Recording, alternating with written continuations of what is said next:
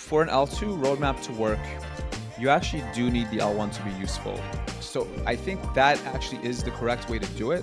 It's just going to be a little too late for them to meaningfully scale the L1. The only way that I think this works is if the existing network effects are strong enough, the liquidity effects are strong enough, such that it just does not migrate over in a period of, let's say, 4 years.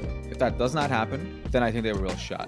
Permissionless 4 is right around the corner, June 24th to 26th in Brooklyn, New York. We're seeing new crypto applications cropping up all over the place right now. And this conference will be a place to get developers, investors, and founders all in the same place to have high signal conversations about what crypto's future should look like. This one's for the memers, the dreamers, the builders, and the token lovers. Don't miss out.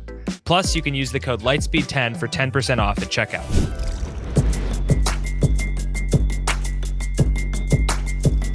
Hello and welcome back to another episode of Lightspeed. I'm your host, Jack Kubanek, alongside Mert Mumtaz for a weekly news roundup. Mert, how's it going? Going great. How you doing, sir? Doing pretty well myself. Good to be back behind the mic with you. It's been a busy week. Lots of interesting stuff to dive into here. So earlier this week, or I guess at the end of last week, we learned that there was a bug relating to zero-knowledge proofs that Solana, Jito, Anza kind of reached out privately to validators and worked together to patch in mid-April, and they released a post-mortem of that bug. So, this led to, predictably, some online controversy and centralization criticisms. So, Mert, maybe just walk us through what was the bug from a validator perspective. How was it patched? What was that process like? And what were just kind of the general takeaways there? The bug was around the confidential transfers / balances feature on Solana, which is relatively new. It's been around for a while, but it got some new upgrades. And basically, there was a bug where you can mint more tokens on token 22 type tokens on Solana that use this plugin. Now, to be clear, there's not tokens that use this today. Not that I'm aware of, at least. It's a very new, unused type of thing. And so there was a bug in it. And so what happened was, Anza, Solana Foundation, Jito, and just even other people in the ecosystem, once this issue was found, then it's a security. Well, it's certainly people's funds aren't at risk because this wasn't used, but they could have been at risk if this was used. And so the proper way to do this in any software system ever is to disclose it privately and then take the proper measures to patch the issue. And so that's what happened. And I think this happened throughout a few days. We found out about it a while ago, and then by the time it went live, it had been a few days, I think. And yeah, you look at the patch, you verify that it works, you verify that it's not doing anything else, and you see the verified hashes and all this stuff on Twitter or whatever channel that people use, and then you just release the patch. And so that's pretty standard practice. This happens in all ecosystems. It's happened in Ethereum as well several times. Now, Ethereum does have the saving grace that it has multiple clients. So a bug in one client is not as important as, let's say, a Solana, because Solana has roughly one client. Maybe you can squint and say two with Frank and Dancer. And then, yeah, of course, the criticism was pretty expected from people who don't actually understand anything, which is, oh, well, this is centralized. Keep in mind, this is the people who were also criticizing Solana for not being able to pass 228, which I don't know how that didn't pass, and Solana is extremely centralized. But I think it brings out a good point of discussion in that people conflate disorganization with decentralization, or not being able to execute, or just having different incentives with decentralization. Which is just as wrong as thinking that just because you're centralized, you can move fast, right? These things are, you can certainly say they're related in some form, and they certainly can be, but to say that one implies the other is a very weak claim that doesn't make sense, right?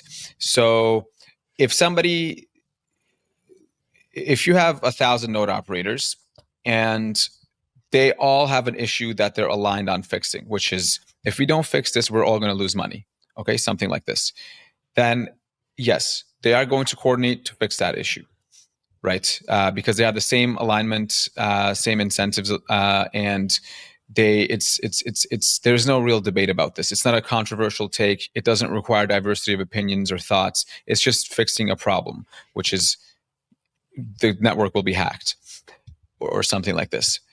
And so that's just aligned incentives, and it's just the communication is, like some of the criticisms I saw was like, well, if this was Ethereum, it would have taken more days, and like the communication channels would have been different things. And I don't really understand those criticisms. Like, first of all, I'm not sure why the medium matters. Like, people can coordinate on whatever medium they prefer. It wasn't just on Discord. People were on Signal, Telegram, all sorts of different things. So that's just not correct.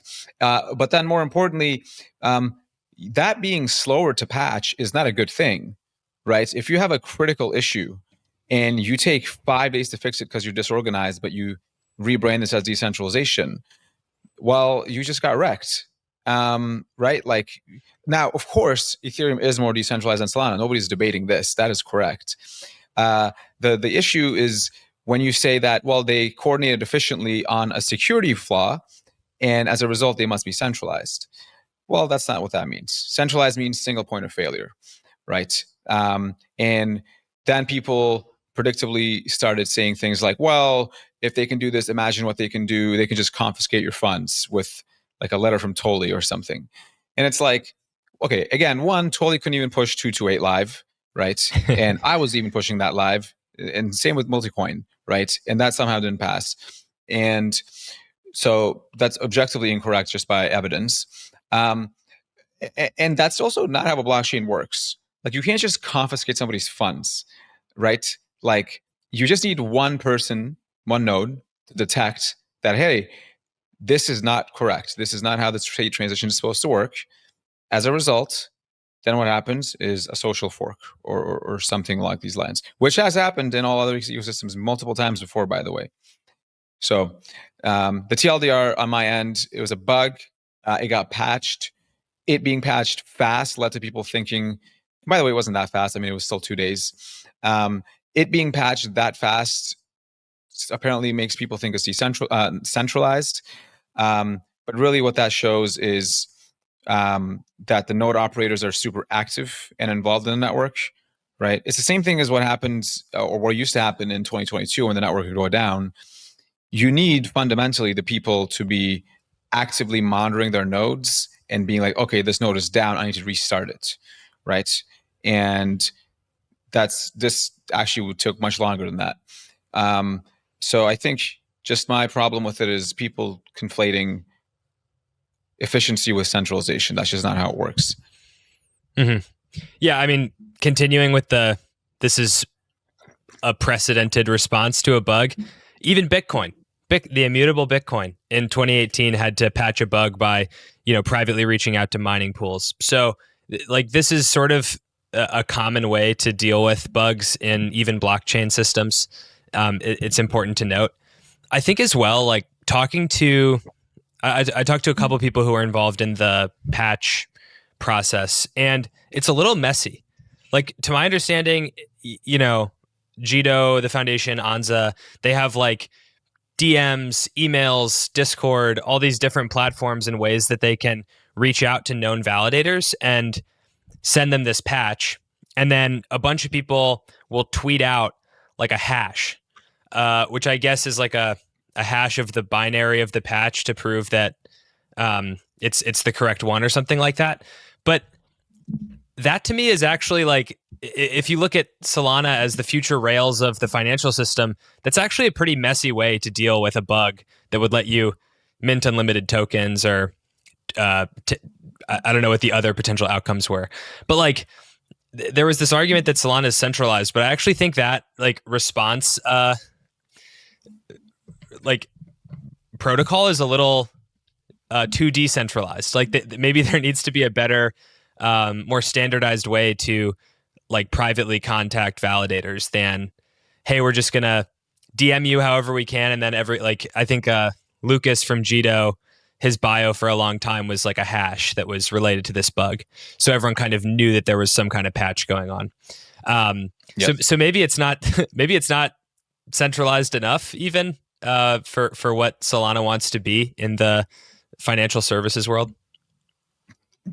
Yeah, I think, and I made this argument after 228 too. I think the much more real concern is perhaps that the network decentralized a little too fast for where we need to be. Like there's still a lot of things that need to be going into the network to improve it. And fear of idiot comments from people who absolutely have no idea how this works is just not very useful. And to their credit, I think there was a lot of people who actually work on the protocol in Ethereum who were like, yeah, this would also happen to us. But it's generally the typical types who don't really know anything except seeing the charts. Those are the types. And I mean, I think, and then Dan, who's not here today, but he made the post where it's like, okay, well, what's the equivalent number of entities that you would need to get a hold of on Ethereum? And it was actually quite comparable. I think it was something like 60 or 57 or something like this on Ethereum. On Solana, it's probably less than that. But it's not like much less. It's not like a 5x difference. So Binance, Kraken, Coinbase, etc. alone on Ethereum goes a long way to fixing something like that. But so the biggest interesting technical point is this is the point of client diversity on Ethereum, where if there's 4 different clients and a bug that's, let's say, something like this on Ethereum would not affect the entire network. It would affect that client. This has happened on Geth. A few months ago, actually, there was a DDoS bug on Geth where they need to coordinate with the L2 teams privately to roll out this update. Now, obviously, that's a different thing, but like this happens all the time. Ethereum saving grace is just a diversity thing, where Solana obviously doesn't have that today. But who knows? Maybe with FireDancer, and then as more activity goes on chain, this could be something that also comes to Solana. The point is, the discourse should be around client diversity, not centralization or decentralization. Today's episode is brought to you by Ledger. Ledger is a secure hardware wallet for your SOL and logins, trusted by 7 million users, and securing 20% of the world's digital assets. It's built a robust ecosystem of products and services, making digital ownership more secure and accessible to everyone. Ledger's newest devices, Ledger Stacks and Ledger Flex, feature the world's first secure touchscreens, making it easier and safer to manage your Solana transactions and assets. With Ledger Live, you can seamlessly manage and stake your SOL and now your SPL tokens, all while staying secure. From Bonk and Pengu to Jupe and Ray, 130 SPL tokens in total can now be bought, managed, and swapped on the go via providers like MoonPay and Exodus from the security of the Ledger ecosystem.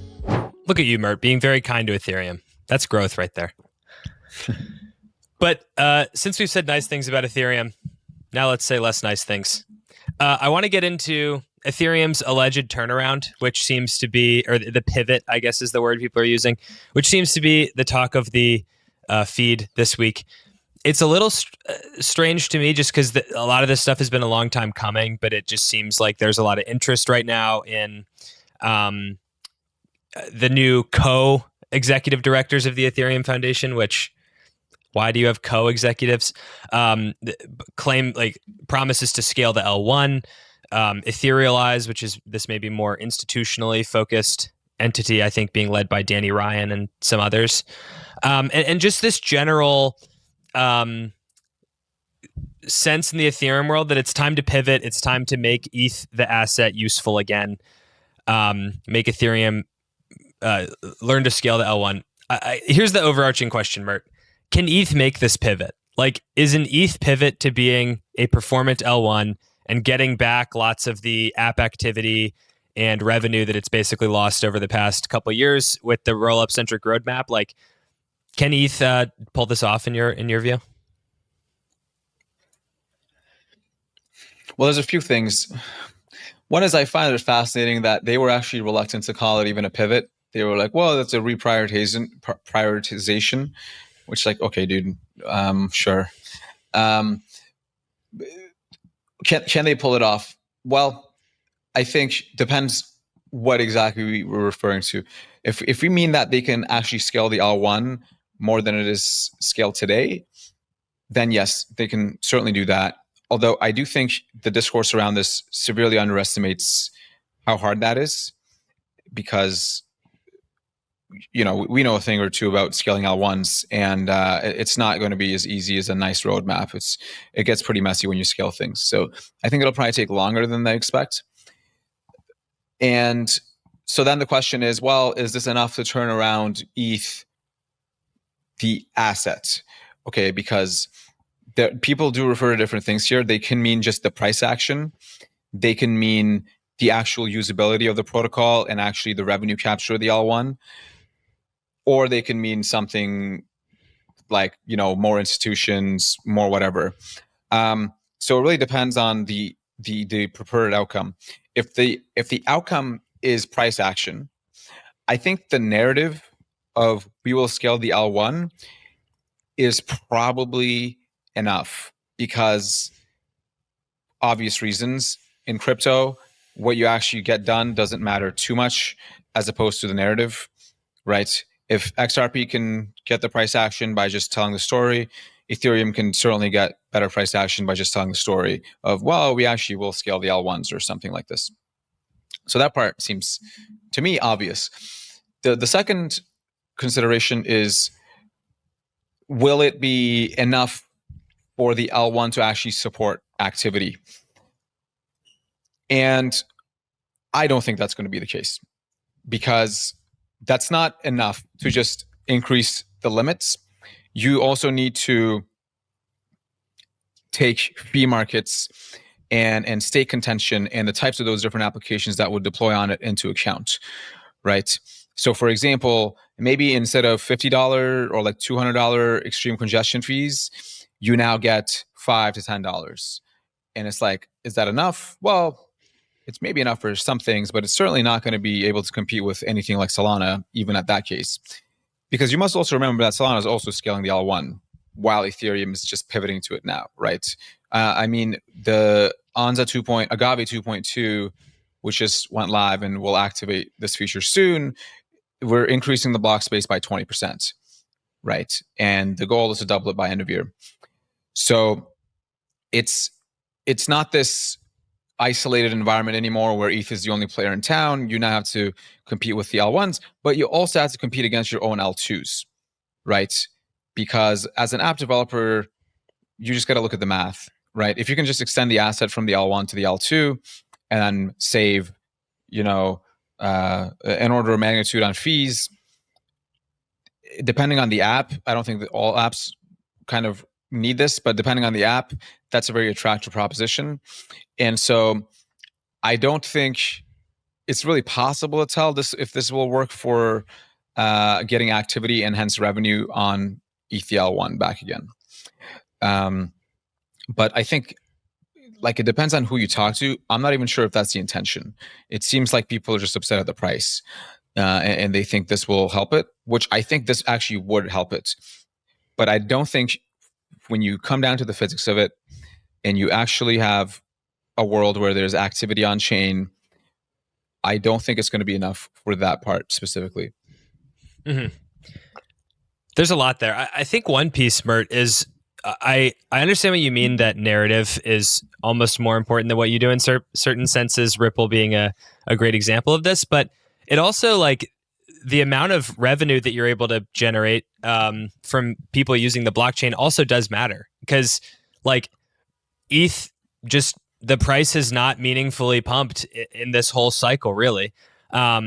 Especially compared to Solana, which has gained, the SOL ETH ratio is at all-time highs and continues to set all-time highs. I think partly because Solana is just a more useful network right now. And there's no real underlying fees to justify the price of ETH and the market cap of ETH. So like the narrative matters, but I think there's also, I would think that some of the poor Ethereum price action you're seeing is like an admission from the market that, hey, we need to see actual fees. And if you just offboard all the usage to L2s and only charge them this like very small price to per kind of dollar of value in terms of like the blob fee they have to pay, we can't justify ETH at $4,000 or something like that, which I don't even know if it ever crossed 4,000 again this cycle. If it did, it was certainly brief. So I think that the meme is only going to last you so long. My skepticism about Ethereum's ability to pull off this pivot is that they're not going back on the roll-up centric roadmap, which seems to be like that was where these conversations began, was people started saying, hey, I think these L2s are parasitic to Ethereum. The L2s take a lot of value. They capture value in terms of sequencer fees, and then they pay this very small amount in blob fees. And if you don't start taxing the L2s, or I think Max Resnick went on Unchained and was talking about like just like kicking the L2s out completely, saying, hey, like thank you for your services, but we're good. Short of really extreme moves like that, I don't see how Ethereum turns things around at this point. That's where a lot of my skepticism starts. I think this also gets misunderstood somewhat, but for an L2 roadmap to work, you actually do need the L1 to be useful. So when people say, well, if you're scaling the L1 now, you're giving up on L2s, that's actually not technically correct, because the point of an L2 is that you have valuable assets on the L1, and then you can extend those assets trustlessly or in a trust minimized way to the L2, right? Otherwise, why would you build an L2 on top of that L1, right? Now, you might say something like security, but that's just a very vague concept that also doesn't hold in reality, because these are all in stage 0, stage 1. So the most important reason is to extend the assets of the L1. This is also why I think Bitcoin L2s could be very interesting, because Bitcoin, the asset, is a strong asset in many regards. And so if you're an L2 that can actually extend that such that people can do things with their Bitcoin, that's interesting. So with Ethereum, it's the same, because Ethereum does have the most liquidity and the highest TVL and all these things, and RWA stables, all this stuff. So it does make sense to build on top of it as an L2. But if the L1 sucks so much that either the L2s are the asset issuers themselves, or the L1 just loses all the assets, well, then you have no real purpose to be on top of that L1. And so then, you know, the roll-up centric roadmap, let's say, also has another hole in it. And so, and I said this, and people were like, oh, well, you know, with Solana L2s, that's a sin or something. I also think this is why it, and we'll get to my other comments about decentralization and performance, but I think the L1 that's the most performant will also be the best host for L2s, because assuming it's the most performant, presumably you then have the most activity on it, which means you have the most assets on it in some regard. And for the use cases that you cannot do on the L1 with those assets, that's when you would extend them to the L2.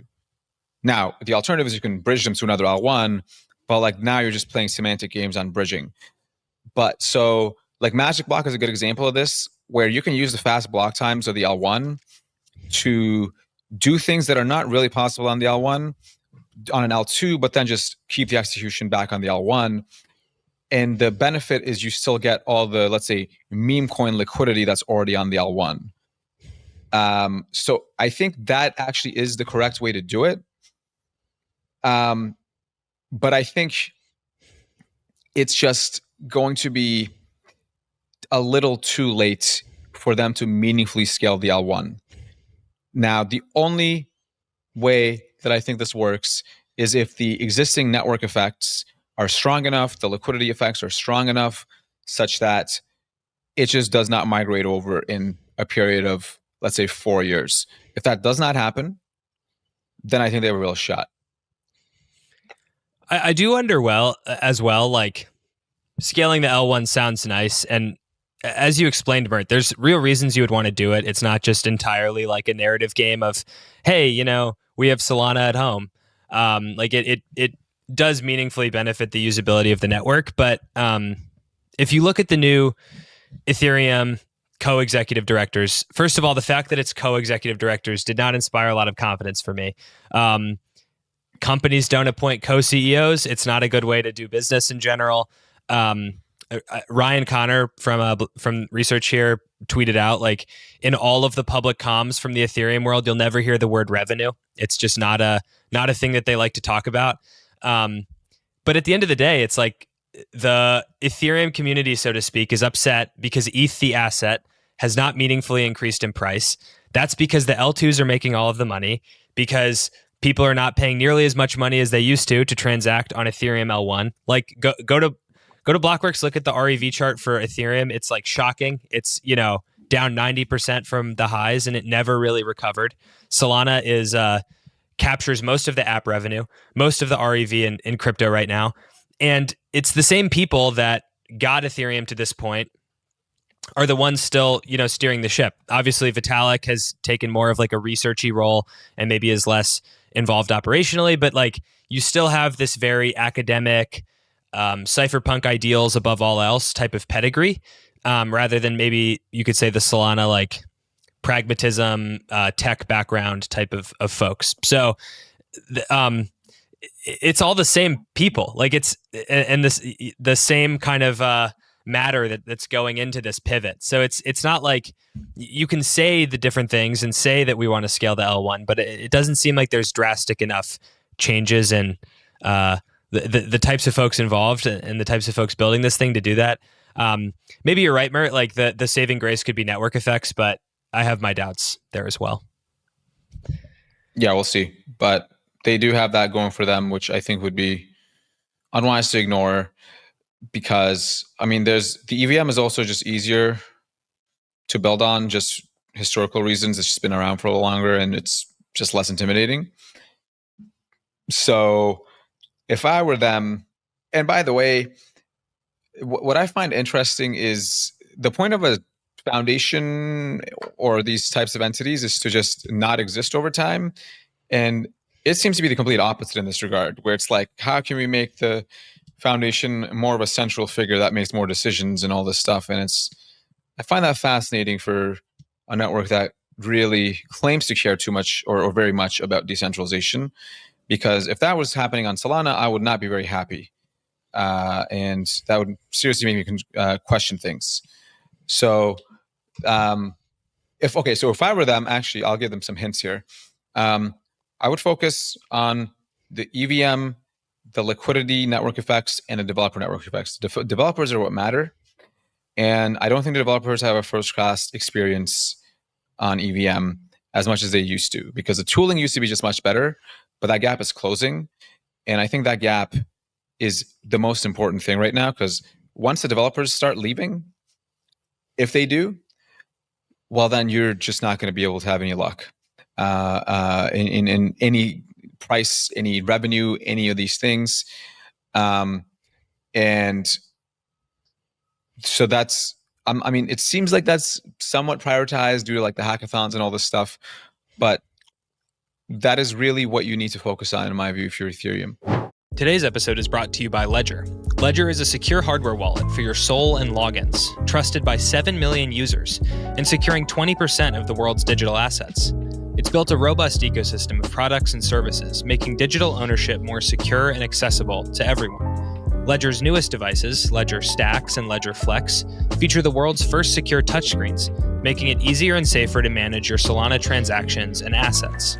With Ledger Live, you can seamlessly manage and stake your SOL and now your SPL tokens, all while staying secure. From Bonk and Pengu to Jupe and Ray, 130 SPL tokens in total can now be bought, managed, and swapped on the go via providers like MoonPay and Exodus from the security of the Ledger ecosystem. I want to talk about the Solana DEX landscape a little bit. That's just been a really interesting sector this year. I think if you go back 6-8 months, you had Jupiter. That was the DEX aggregator. No one could really compete with them.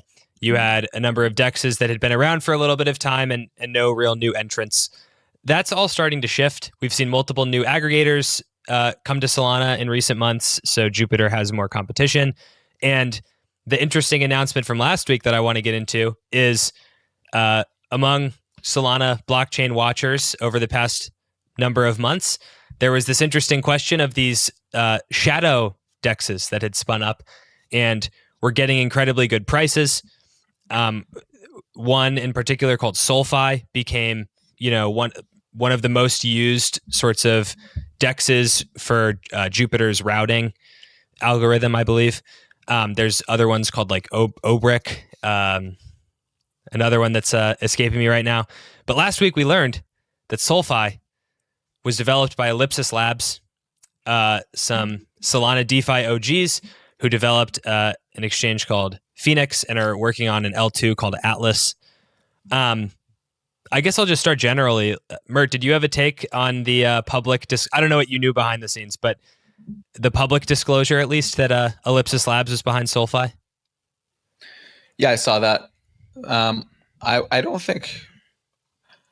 I mean, I don't think I was aware. I had a pretty good guess, as in like it would certainly these two teams, one of these two teams. I wasn't sure which one, but like, who cares? It doesn't matter. But actually, it's a really sweet demonstration of why blockchains are cool, because they just got that just by being better and without, like, they have a name. Jerry and Eugene are well known for being extremely intelligent and actually knowing what they're talking about and being good at finance and all this stuff. But they didn't even have to announce that. They just did it purely on meritocracy, which is, I mean, fundamentally, that's really cool property of blockchains, which is if you just build a protocol that works, and in this case, it's better for some sort of price execution, you can just get market share. It doesn't matter where you're from, who you are, what your name is. If it just works better, then you can just do it. So that, I think that was pretty sweet. And certainly Solana DEX, or let's say DeFi in general, in my view, needs to get much more competitive. Like, there's a lot of things that are, I think, unideal. Jupiter having such a large market share is great for them. It's obviously not great for anybody else. It's the DEXs, you have Radium and Orca. I mean, that's great, but there needs to be more. The lending protocols, Camino, again, is great, and Margin is good, but there just, again, needs to be more, especially if your plan is to be NASDAQ. You just need to have the strongest DeFi talent in the world, coming on these chains. Like Aave is still probably the best borrow lend protocol.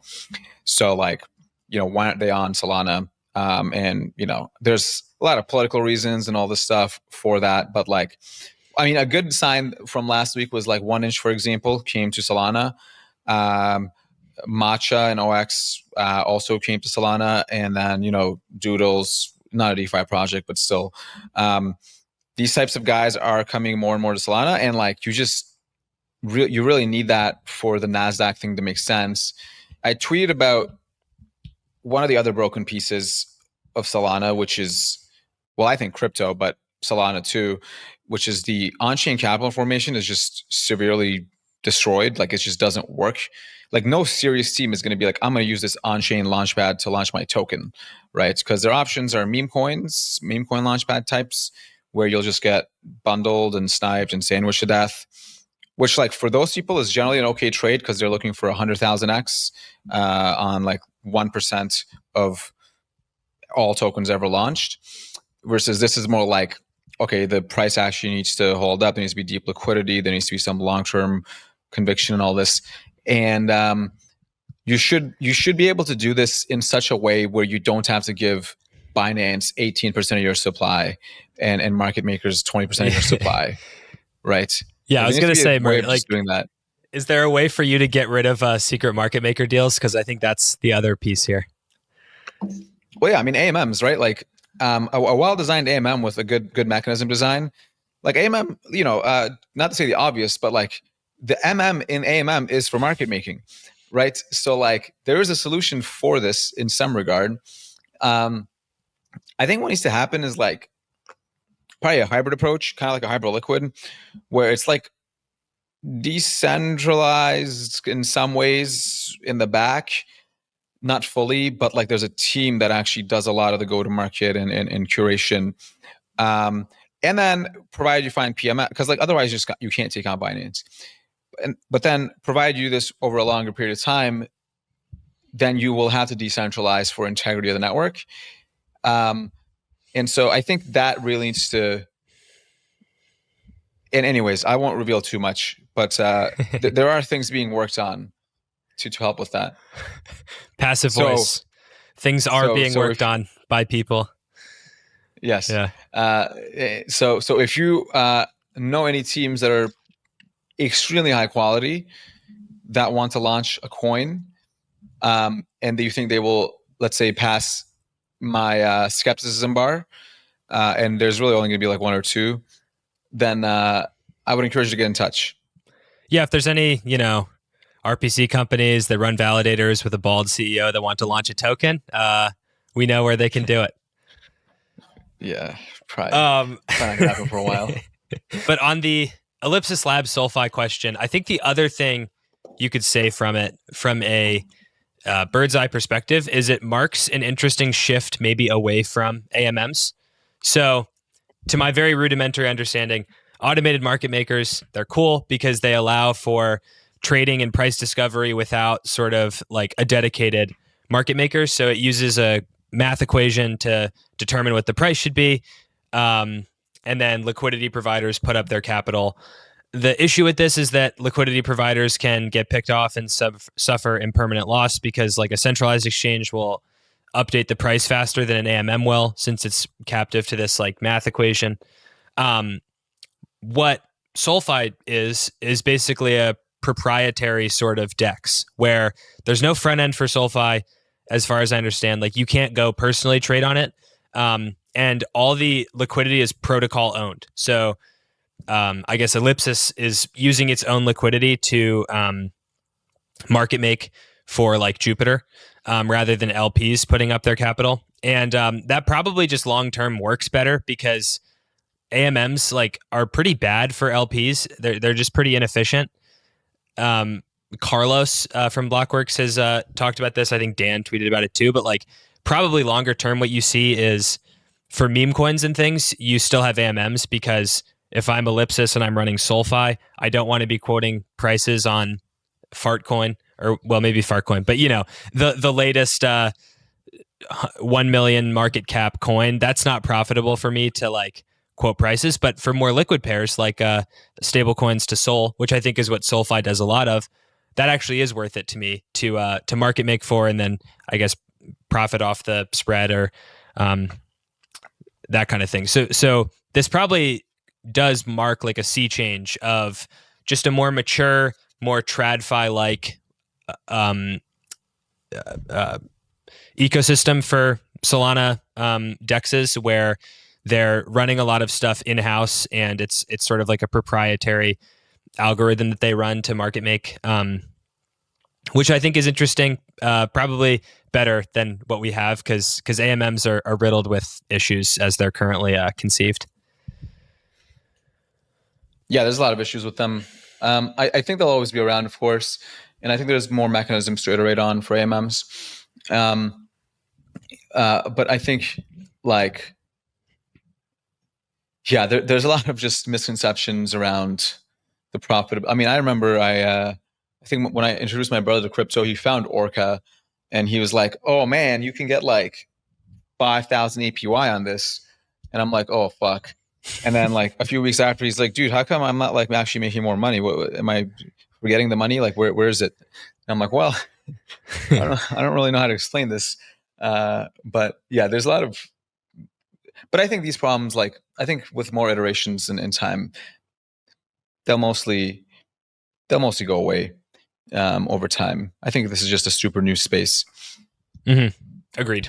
And I think it's good that like Jupiter, to not to call them out again, but I think it's good that they have competition now. I think it'll encourage Jupiter to quote better prices. And like, 1 inch being on Solana means users have more options. It's funny because it seems like there's more DEX aggregators than actual DEXs now, with like 0x coming in, 1inch. Titan is one that I've written about. Like everyone wants to aggregate the DEXs. No one wants to create a DEX, maybe because it's like a better user experience to use a DEX aggregator than to just go to a DEX and trade. You get better prices on the aggregator, but I don't know where that goes long term. Like I wonder if all of these DEX aggregators can actually survive, or if one will kind of capture 80-90% of the market share. I would think Jupiter is the top dog today, but I wonder if the competition can meaningfully cut into their market share. Yeah, I mean, certainly it can. I mean, we'll see, because Jupiter has plans to do their own chain, obviously. And so, it remains to be seen how much focus that would require. I mean, they have acquired a pretty large team. I mean, they must be the largest team on Solana for sure, but certainly one of the biggest in crypto as well. So we'll see how they manage that. I have no idea. Maybe to close out here, you tweeted a hot take this week and have alluded to it earlier in this pod that I wanted to talk about, where you said the most performant L1 will also be the most decentralized, which maybe is typically not how we think about the trade-offs between performance and decentralization. So why is it that you think that this is the case? Right. Well, I actually think it's quite obvious. So perhaps I'm just really stupid, but I mean, the incentives. Okay, so blockchains, what are they? Or how do they work? Or why do they work? Well, they work because of the incentives, right? There's incentives. There's a game theory of, well, if you reward such and such people for such and such behaviors and punish them for such and such behaviors, then you don't actually have to trust any single one of them. You can trust the network.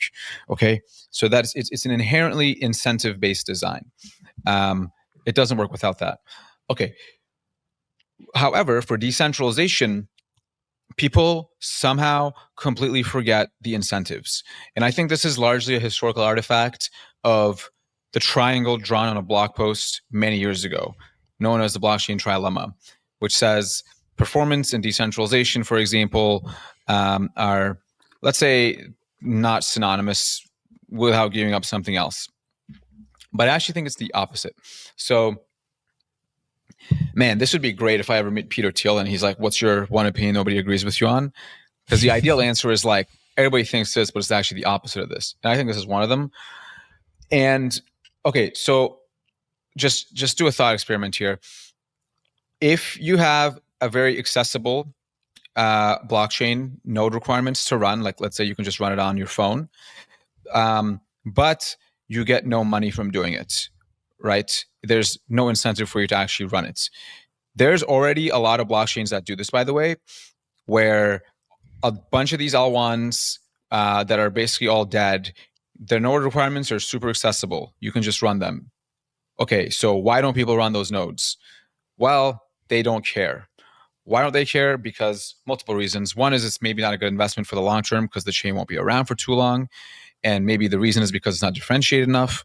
And two is you don't generate income from doing it because there's no activity on the chain. And why is there no activity on the chain? Because it doesn't scale. Okay. So the only thing you're left with in that case is running a node based purely on vibes. Okay. You want to run a node just to say you run the node. Okay. Now, on Ethereum's case, well, one, you used to be able to make a lot of money doing this, but two, there's assets there to secure. So even if you're not making money from it, but you're an asset issuer, you would run a node regardless to help with security on your own end. So it's like a business line item on your expense sheet. Okay, so that makes sense. But other than that, it's just like, oh, I just run a node, right? Like even when people run like miners back in the day, why do they do it? Well, one is like it's cool, and you can just say you do it. But then two is you earn money from doing it. That's the whole incentive. Okay, so then how does the most performant lead to the most decentralized? Well, if you have the most performant chain, presumably you will have the most activity, right? Now, that has to hold true, by the way, right? So when I say the most performant will have the most decentralization, what that really means is the one with the most activity will have the most decentralization, of which performance is a necessary condition. And so, okay, so if you have the most performance and therefore the most activity, you then have the most revenue and fees. we're already seeing this today.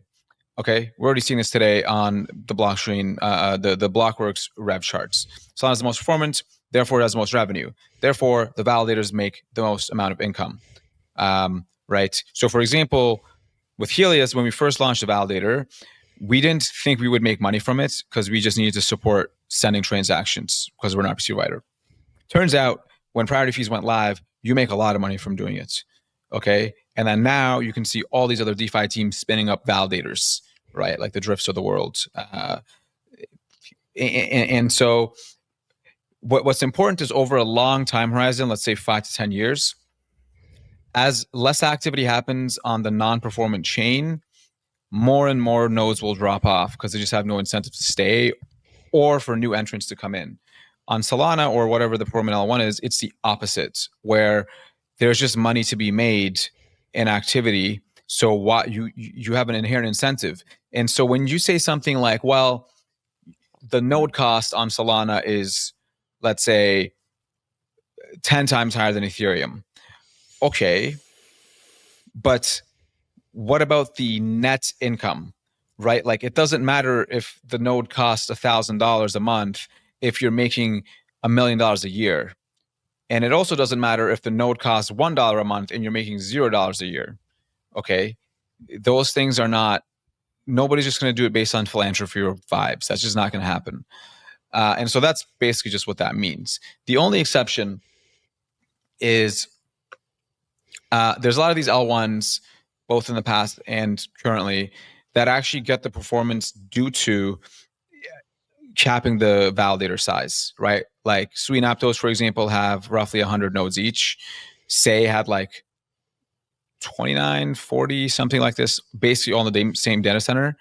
Binance Smart Chain, all these different things, they're all very capped in node size. What Solana does that's like very, very different from everybody else that like not enough people appreciate is that it doesn't cap the node size, the amount of validators. So you can just add more validators to the nodes, validators to the network, and still get the same performance. And if that's the case, then you're both maxing performance and decentralization at the same time. That's never talked about, but that's arguably the most differentiated design in crypto today, right? Like, the traditional wisdom is the more nodes you have, well, the more consensus overhead you have. As a result, the less performant you are. But Solana is designed in such a way where the additional nodes actually don't introduce that much overhead, provided you're above a certain threshold. So, does that make sense? That's a really interesting point. You should tell this to Peter Thiel. This doesn't like. How do you factor in something like Hyperliquid though? Because as you mentioned, like that, it's they cap their number of nodes. They're all co-located in Tokyo, and like, to me, but they call themselves a layer one, which you can dispute, I guess, definitions. But like, this argument maybe only applies to blockchains where the nodes aren't co-located and artificially capped, right? Because otherwise, you probably could sacrifice decentralization for greater performance. Well, my claim is that the most performant, or let's say the most decentralized chain, will be the most performant one. It's not that you can't have performance any other way. Like for Hyperliquid, you can absolutely get a lot of performance by doing that, but you'll never be the most decentralized, which is fine. Like, my claim isn't that you should be the most decentralized or it's good to do this and such. My claim is that from a physics perspective, if you just think about it, the most decentralized one has to be the one that's the most performant or has the most activity. Yeah. Flipping the blockchain trilemma on its head, I guess. I have no further points, Mert. I think you covered that well, and I'm honestly convinced with some caveats, I suppose. Sweet. Well, I think we'll end it there, unless you have other roundup items we didn't hit. I don't think so. Just come to NYC Accelerate next week, May 19th to 23rd, something like this. So yeah. Yeah, it seems like there's going to be tons of folks there. Live pod is happening. Would love to meet some of you in person. Come to our live podcast. I'm going to show that. Come to Permissionless in June. There will be another live pod, I believe, there. But yeah, thank you everyone for tuning in. Please like, subscribe, 5-star rate wherever you get your podcast, whatever the rating system is, give us the top marks because we think we deserve it. If you made it this far, thank you so much for listening. If you enjoyed, please share with a friend, and we will see you all again very soon.